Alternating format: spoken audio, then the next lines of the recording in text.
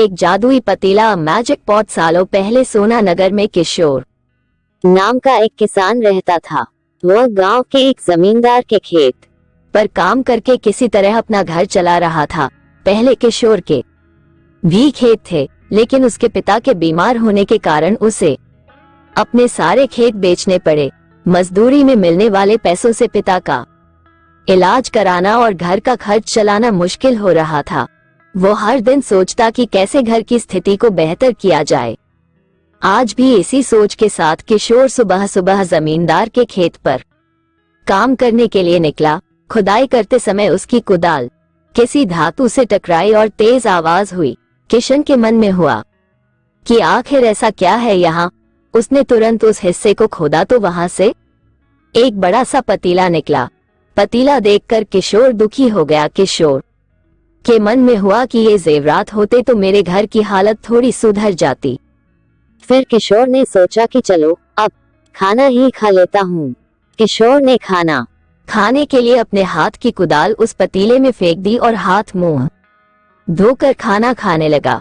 खाना खत्म करने के बाद किशोर अपनी शम कुदाल उठाने के लिए उस पतीले के पास पहुंचा। उसके वहां पहुंचते ही किशोर हैरान हो गया।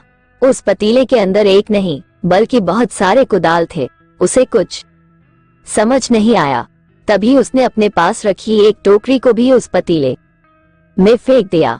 वो एक टोकरी भी पतीले के अंदर जाते ही बहुत सारी हो गई। ये सब देखकर किशोर खुश हो गया और उस जादुई पतीले को अपने साथ घर लेकर चला आया। वो हर दिन उस बर्तन में अपने कुछ औजार डालता और जब वो ज्यादा हो जाते तब उन्हें बाजार जाकर बेच आता।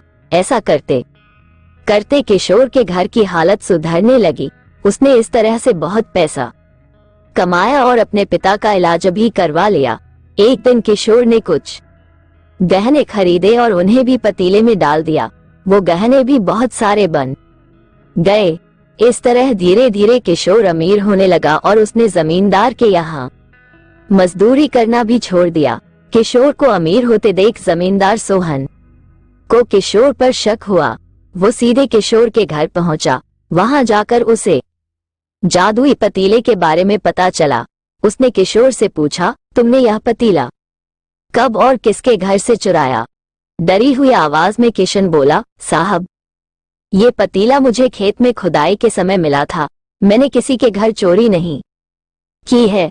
खेत में खुदाई की बात सुनते ही जमींदार ने कहा, ये पतीला जब मेरे खेत से मिला तो यह मेरा हुआ।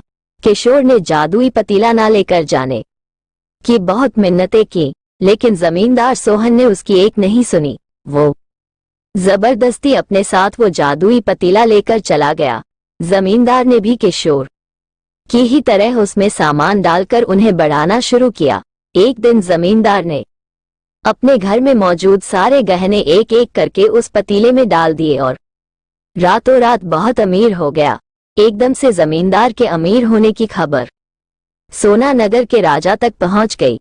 पता लगाने पर राजा को भी जादुई पतीले की जानकारी मिली।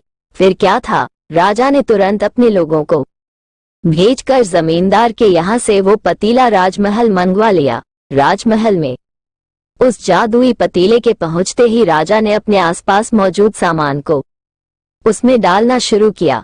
सामान को बढ़ता देखकर राजा दंग रह गया। होते होते आखिर में राजा खुद उस पतीले के अंदर चला गया।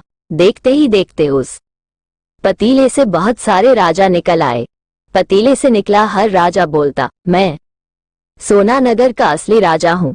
तुम्हें तो इस जादुई पतीले ने बनाया है।